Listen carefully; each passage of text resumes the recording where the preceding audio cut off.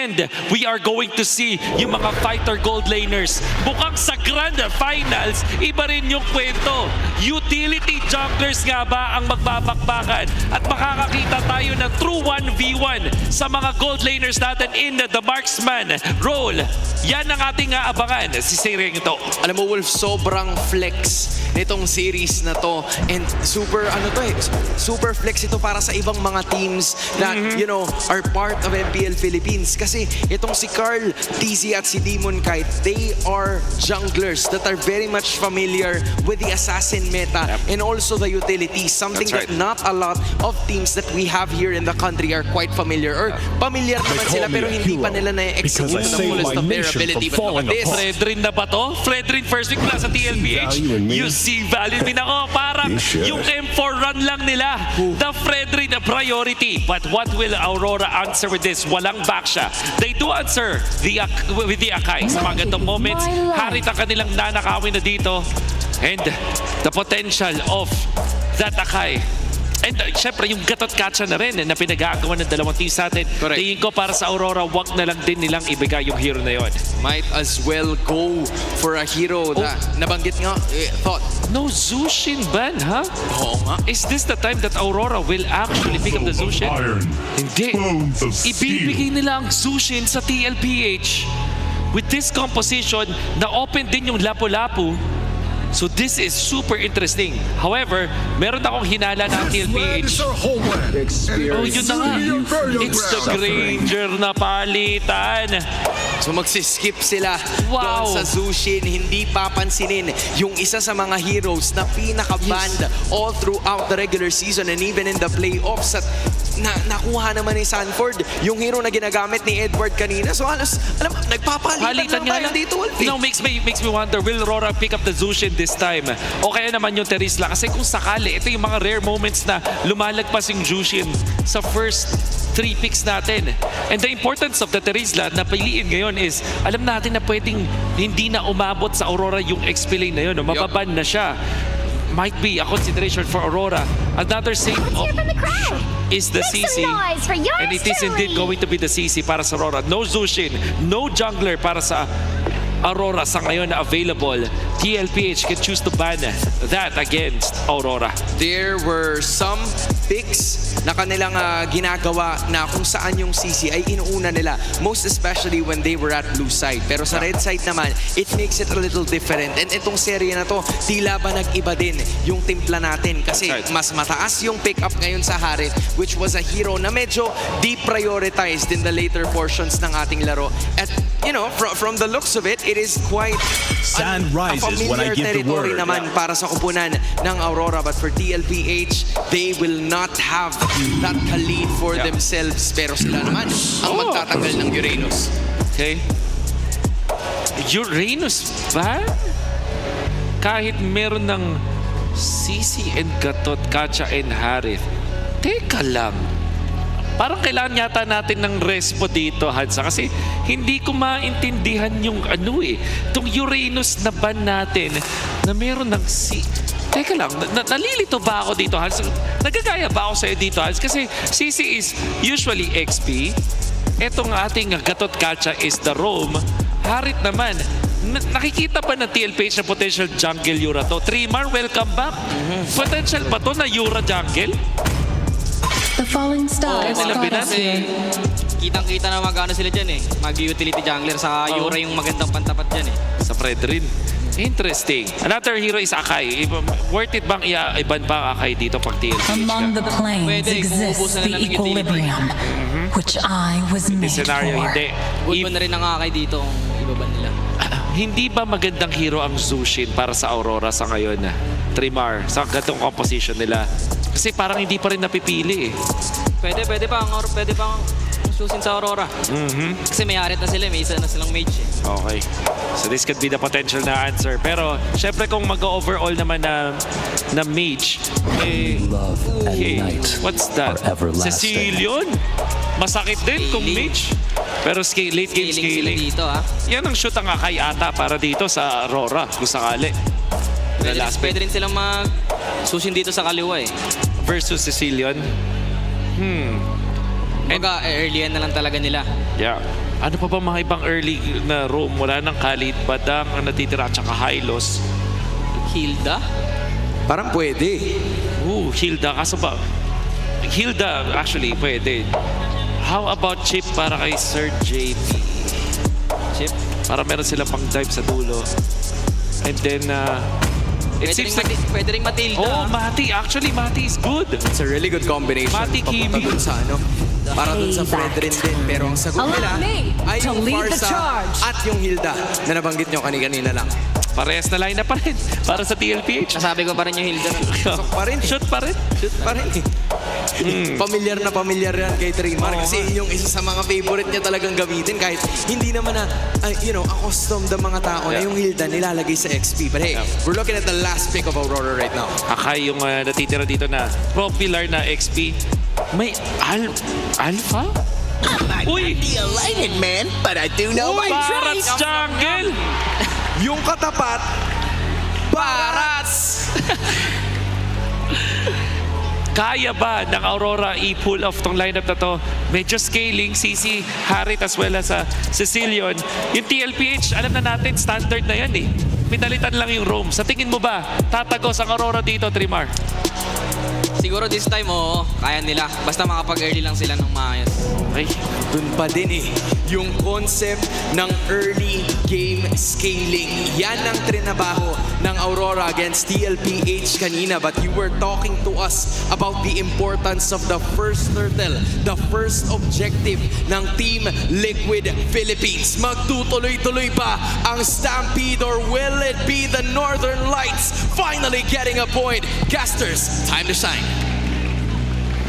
Malalaman na natin yan sa pagpasok natin ng game number 2. Nauna na ang hakbang ng Team Liquid Philippines patungo sa final goal. Pero ang tanong, makakahabol ba ang Aurora Gaming? Ben, kung babalikan natin ang mga era na kung saan ay uso ang Fredrin at ang Barats, parang mga season 10, season 11, para bang dinadala tayo ng Aurora at ng Team Liquid Philippines sa ibang mundo eh. Lalim nga ng baon no? Pero alam mo, tiwala ako dito sa strategy ng Aurora. Kasi with Demon Kite, sana ito sa mga utility junglers back then nung talagang nasa era pa tayo ng RSG. And sila din naman yung nilight yung magkasama noon. And nakikita dito is medyo kaya talaga nila in terms of matchup ng mga heroes dito ng PLPH. Meron silang surefire way of actually taking objectives. It's just a matter of actually executing it. That's true. And yung Barats na ito, nakakamiss din makita dahil ang daming mga magagandang plays mula sa Detona's welcome na ang pakil na nating hindi nakikita. And with the tank junglers na nagbabalik ngayon, it's just a matter of time na nagbalik nga itong Barats na to kasi nakita na natin si Baksha, si Fredrin ay bumalik na rin. Yung Akai nga ay 3 beses mahigit na natin nakita. Who would thought Grand Finals malalabas ang Barats? Isipin mo yun, talagang nasubukan ng Aurora kung gaano ba kalalim ang kanilang paghahanda against Team Liquid Philippines. Yung Team 1 performance kasi ng TL, parang ibang TLPH yung nakita natin. Eh, no? Yeah, sino ba yan eh? Kumbaga, again, yung previous encounter nila, parang na-realize ng Aurora, okay, kailangan natin ng utility jungler versus TLPH para kahit paano ma-repel natin yung early game aggression nila. Ang sinagot ng TLPH, abot yung early game ha, sabayan tayo early game. And for Aurora, again, this time around, meron silang pangsagot dun sa mga papasok sa mga objectives, especially with the Detona's welcome. Ang concern ko dito is, sa sobrang dami kasing papasok ng TLPH, kaya ba i-sustain ng Aurora yung damage? Kasi usually, yung Barats natin may kasamang Matilda to eh. Oh, yun nga naman talaga, no? Yung combo na nagmula pa sa Age of the Crown na laging binabato ng mga ating Aurora members din. Here we go, sideboard na kain agad! Ay, naku na dodge! Nadadya tayo ni Detona's welcome pero si Demon Kite ang nagwagi doon sa pagong. Ngayon si Sanford ay hindi pa tapos. Papasok din sila. The thought is there. Ngayon naman si Edward ay mapupuruhan na. AOG! Mula dito kay Sandy. Mas back sa gilid. Sanford nababa ng buhay pero si Edward ata ang mapupuruhan. At si Carlito makakakuha ng first blood. Hindi pa tapos ang laban kasi si Light ay nandun din. May tatama bang racket? Hindi na nga muna British Run. At hindi na rin umabot sa dulong-dulo pa sana, no? Oh, pagong man ay nakuha ng Aurora. Tingel ang nakakuha ng first kill of the game. Yeah, even though ang cute ng interaction ng immunity ng lapu-lapu, nakuha pa rin Demon Kite yung pagong. Kasi ang importante lang naman is hindi siya nakastun. That's true. During the turtle take, meron din siyang sarili niyang CC immunity. Pero yung Microman, na-dodge pa ni Sanji yung smart missiles.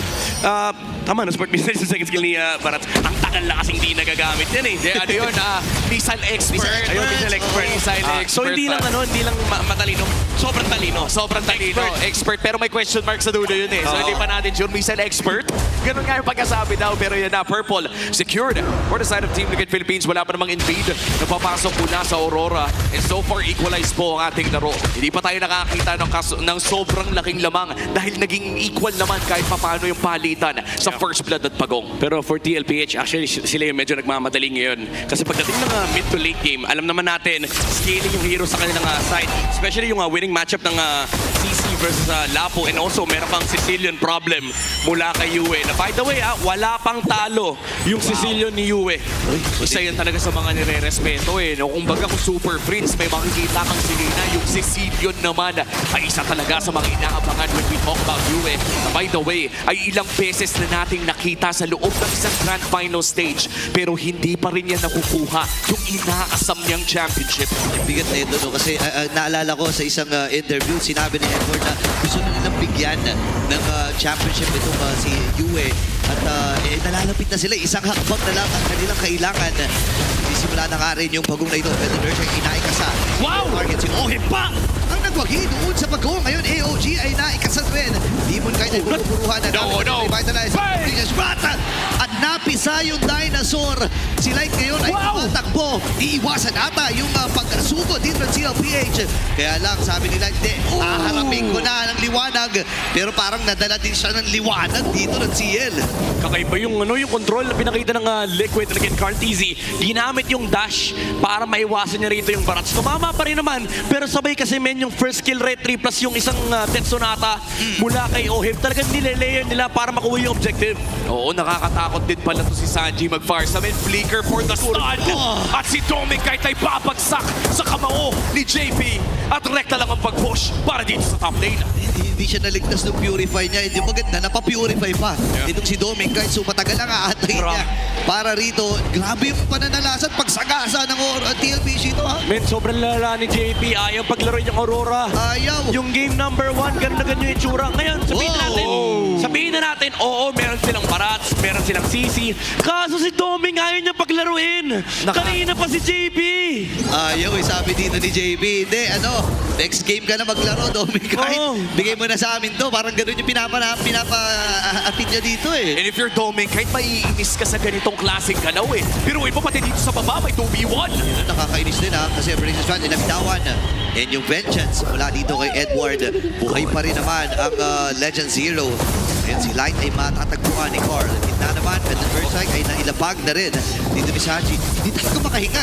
Doon sa taas, ginugulo siya. Pagpunta niya sa gitna, ginugulo pa rin siya. Ito yung stampede na lagi natin sinasabi, yung aggression ng TLPH. Actually, hindi kailangan makonvert yung mga kills eh. Ang importante, hawak nila yung river, hawak nila yung mid lane, and may access sila sa mga side lane. Kasi kung mapapansin mo, yung Rora, especially si Light, yung pwesto na laging tinitake ng Gatot Kacha, it's under the jungle of Demon Knight. And TLPH yung lagi nakabante. Lalo pat may advantage sila dito na hawak pa nila yung Hilda. Ayan na, hahawakan na rin nila. Hinahin na. Dito ulit welcome nagamit. Sa likod ni Upog. Si Sanford ay sasaluhin lang.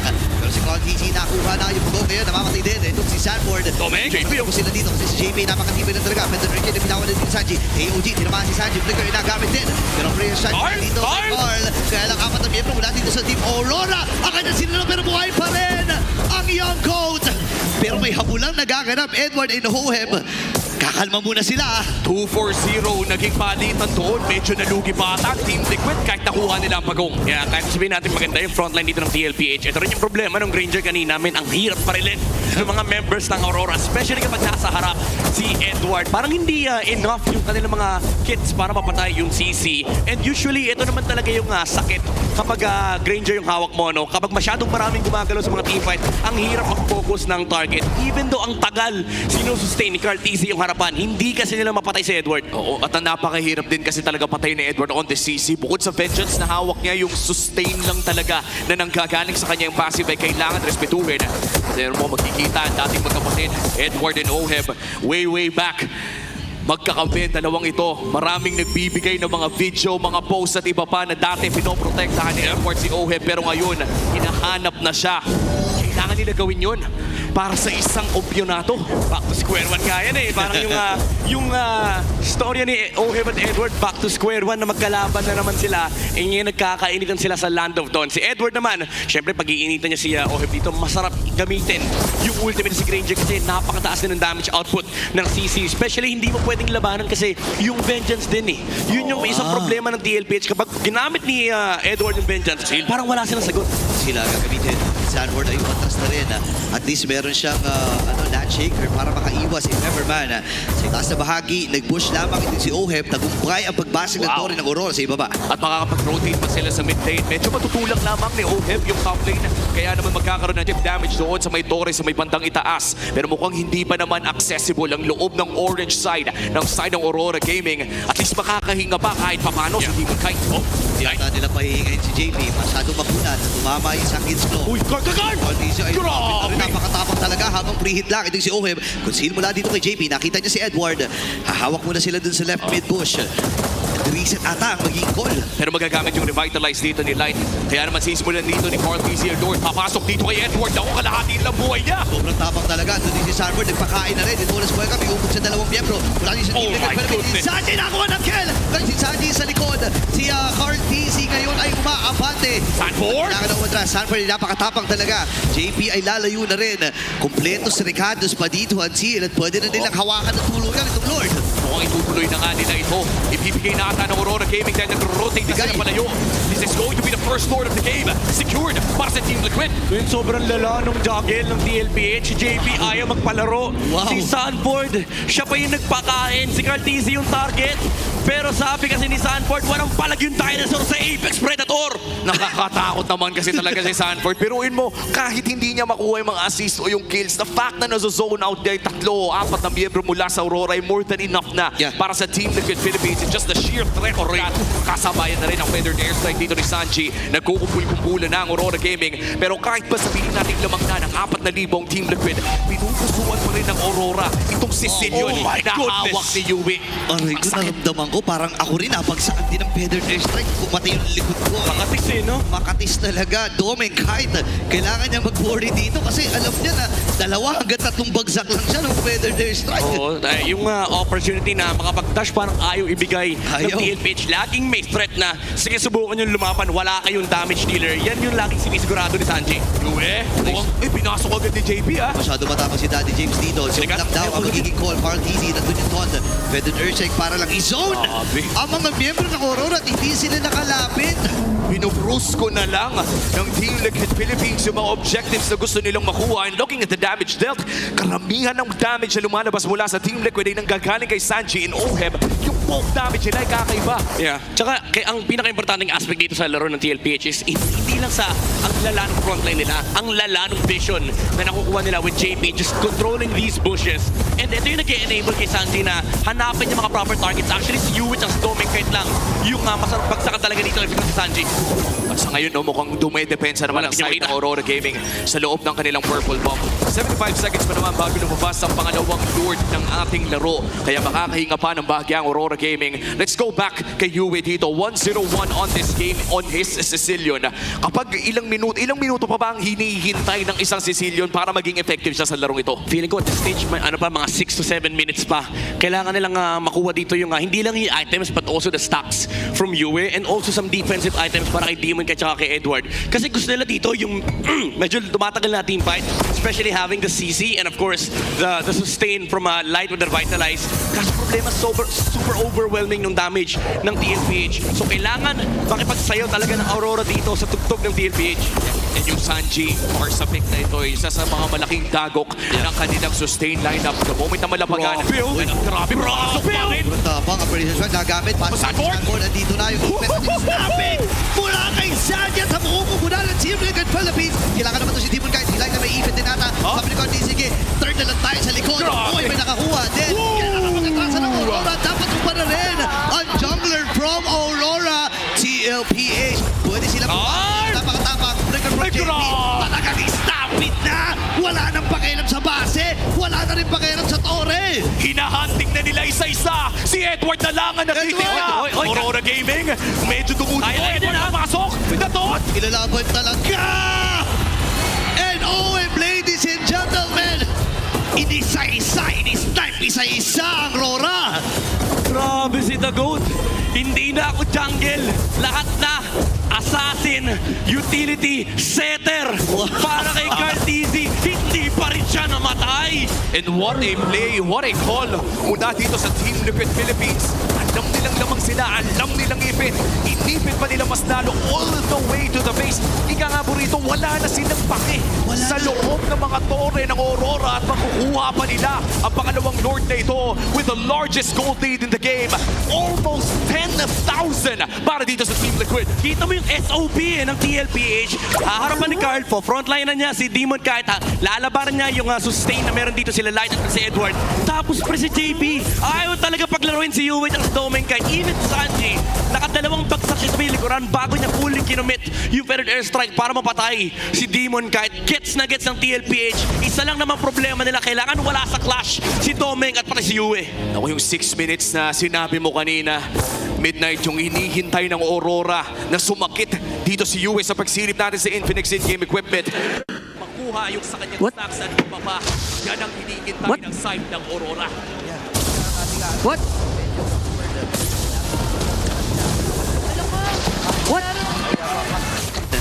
And yung Lord ay nakabasag na dun sa may top. At tagumpay naman kahit papano, kung iisipin natin ang Aurora sa pagpigil sa TLPH na sumugod sa may top. At makakadepensa pa naman, no? Pero lumaki at lumubo mas lalo. 12,000 gold lead, direct na mid lane. Ang push ng Team Liquid Philippines. Available pa naman ang mga battle spells ng Aurora Gaming. At mukhang makakadepensa pa sila. Pero yan na, better strike mula kay Sanji. Di pati si Edward. Nabagsak, isang bagsak talagang yung damage. Isang katutak eh. Half HP yung isang Feathered Airstrike mula kay Sanji. And kay Edward binato yun, men. Imagine if si Domen kahit yung tinamaan, gaano kasakit yung isang bagsak mula sa Farsa. Well, parang ayoko na makita at this point. Na-unlock eh. Kanina dalawa lang yung target eh. Sabi ni Sanji, testing ko nga. Para pwede na ata kahit sino eh. Yun nga eh, ito Ayun, kahit sino daw. Kaya na daw. Demon Oy, Sanji! Masyadong malalim aka. Carlito ay kailangan matras. Naku, nasubo siya dito. Hindi mo kahit hindi naman sa pinagkukuran. No way! Kailangan matras si Old. Oh my goodness. AOJ! Kabahan yung dalawang miyembro na Team Liquid Philippines. At ang Aurora. JP! Inaisa na sila. Ngayon ay kailangan na lumayo ni Sanford. Nakapatay din naman. Si Demon Ken kanya naging target. Papasukin ata! Hinahantik din si JP. Ayan na! Ang grass! Wala siyang ginamit ng grass. Ngayon naman si Uwe. Bakit nakikipagsabay? Pakayanin ata. At naging stuck lang ng Sky Piercer niya. Dito, itong si Edward. Kamuntikan ang Team Liquid Philippines pero buta na lang nandoon si Oheb. Pero men, yung Sandwich Claw ni Yue under the nose of Sanji, hindi niya in-expect yun. Usually na-replica ni Sanji yun eh. Matatouch niya yun. Pero imagine mo pagbaba ng wings by wings, may Sandwich Claw na nakabang mula kay Yue. And yun na ata yung pinaka-crucial na Sanguine Claw na binato ni Yue so far. Dahil nabilan niya ng oras ang Aurora Gaming. In fact, kaya na nga ata lumaban sa Lord na ito 16 minutes in. If you are Aurora, ito na yung puso. Yung 6 minutes na binanggit kanina ay palapit na ng palapit para dito sa Aurora. Sumasakit na si Yue. Nakakapalag na si Edward. Kailangan lamang ay mahuli si Sanji. But after that mistake, sigurado natuto na ang chef. Yeah. Kailangan nilang tignan dito yung mga missile expert at pati na rin yung Sandwich Claw, yung displacement power ng Aurora. Pero lukat na yung backside namin